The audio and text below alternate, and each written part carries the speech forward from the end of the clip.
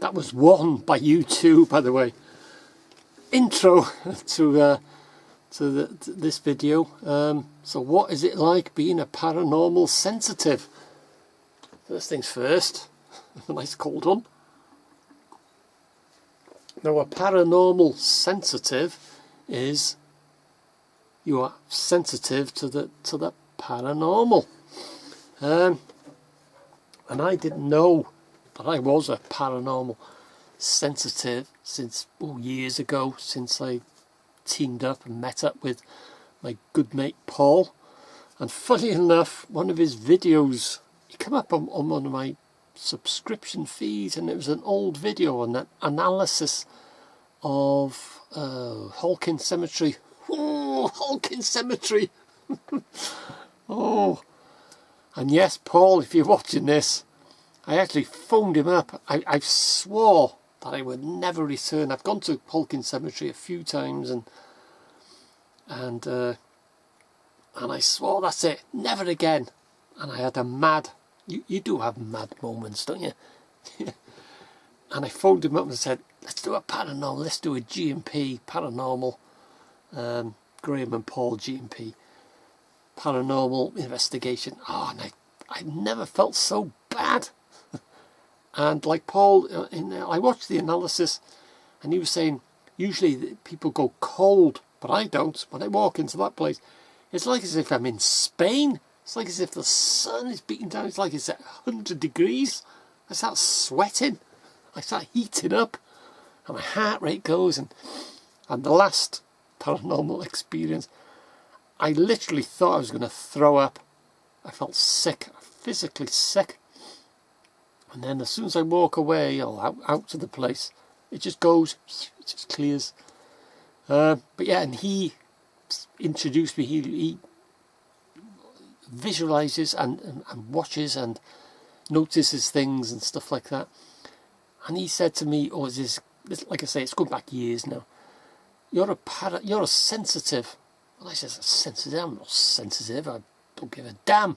He says, no, you're a paranormal sensitive. And he explained to me what it was, but it makes sense now, because I didn't know. Over the years, ever since I was a kid, I hear and see things that other people don't. But to me, it's normal. So being a paranormal sensitive, what is it like? To me, I think I am just like the person next to me. I'll say, something like a laugh, ha ha ha, and I'll say, did you hear that? If I'm on my own, I'll hear the laugh, and I'll think, oh, yeah, it's just someone laughing or whatever. But if there's someone next to me, I'll say, did you hear that? And they'll say, no, I didn't hear nothing. But to me, it's normal, So what is it like being a paranormal sensitive? Like I say, I didn't know what the hell a paranormal sensitive was. Yeah, ever since I was a little kid, I've heard things, saw things, experienced things. I've lived, I say a haunted house, lived and grew up.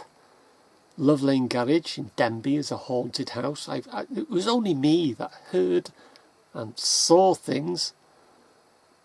But you don't. To other people, they set up their equipment. And they set these meters and the cameras and stuff. I just got to sit in a room, and then I'll feel something or see something or hear something. I am the paranormal equipment type of thing. But you don't think anything of it. It's like I say, if you're on your own, if I'm on my own, and I'm doing a Sudoku, something, and this and that, and hear a tapping, I'll think, oh yeah, just someone tapping somewhere. But if there's someone next to me, and I heard that tapping, and I say, did you hear that? And they say, no, didn't hear nothing. You just get used to it. It's so yeah. So cheers, Paul, for, I don't know how the hell that feed come through. It was an old video 2 years ago. We went to Holkin. Shall we go back? No. Although I said that before, didn't I?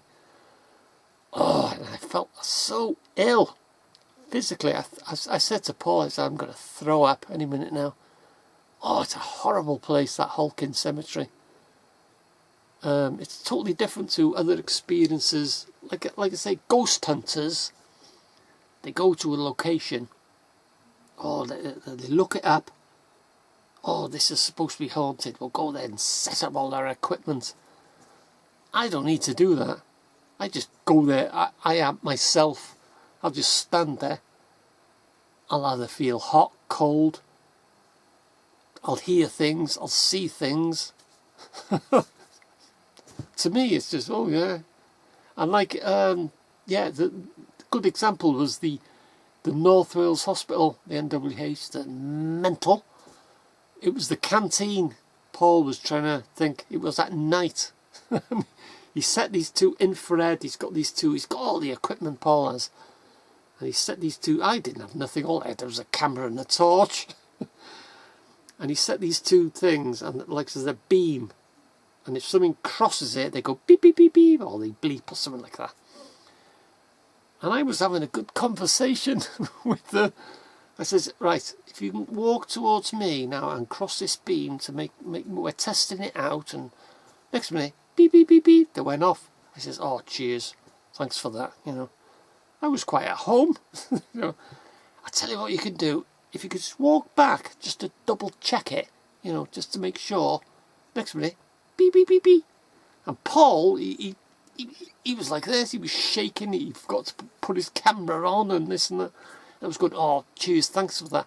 I tell you what, I don't, you know, make it a bit awkward or overwork it, but do you mind just coming towards me again, just so we could test this beam? You know, just walk towards me. Beep, beep, beep, beep. I was having a good conversation with them. Like Paul says, you know, set up a little table, have a cup of tea with them, and it's... I don't see it as a ghost hunter. I don't see myself as a ghost hunter or a ghost investigator, but I'm interested in it, you know. Ever since I found out that I am a paranormal sensitive, but I just carry on as normal. You know, I'll hear things, I'll see things and stuff like that. And to other people, it would be, oh God, it's you know, this thing of the century, I've caught this on camera, or I've done this and that. And to me, it's just, what? You know, what's happened? You know, nothing unusual has happened. So yeah, I just thought I would do this sort of reaction. It's only because, and also another thing I used to get a lot when I was a child is deja vu, and I still get it now, but not as much. I know what's going to happen. The phone will ring. I know who it's going to be. I know things. It's weird, and it's deja vu in it, but I don't get that as much. But I still hear things and see things and stuff. So that's being a paranormal sensitive. But you don't sort of, it doesn't freak you out or nothing like that. You just sort of, like I say, I've had it since I was a kid, little child. You just get used to it. You just don't think nothing of it until someone tells you, you know, you've heard that or seen something and I haven't. And you think, okay, yeah, it's no big deal really. You know, so I just thought I would do that. So that's what it's like being a paranormal sensitive. Like I say, I've since I was a kid, and it's years ago since I teamed up with Paul, you know, doing filming and stuff like that, and he observes and this and that, and he said you're a paranormal sensitive, and I'd never even heard of that. Wouldn't even know what that was, but it makes sense. I'm thinking now, You know, when I was a kid growing up, and Lovely Garage, and things I heard and saw. There's an animal running down the corridor, you know, and there's all sorts of stuff going on. And like I say, I hear things and see things, especially Hawkins Cemetery. And you know, to me, I was having a good chin wag with spirits, shall we say, in the North Wales Hospital. You know, just, can you mind just walking towards me, just so we can test these meters out, so it breaks the beam, so it makes a noise next to me. Beep beep beep beep beep. Oh, thanks for that. I was having a good chin wag with him, and Paul he needed a drink when he got home, having a cold on. But you just, I don't know, you don't sort of, it's being a paranormal sensitive, you just take it in your stride.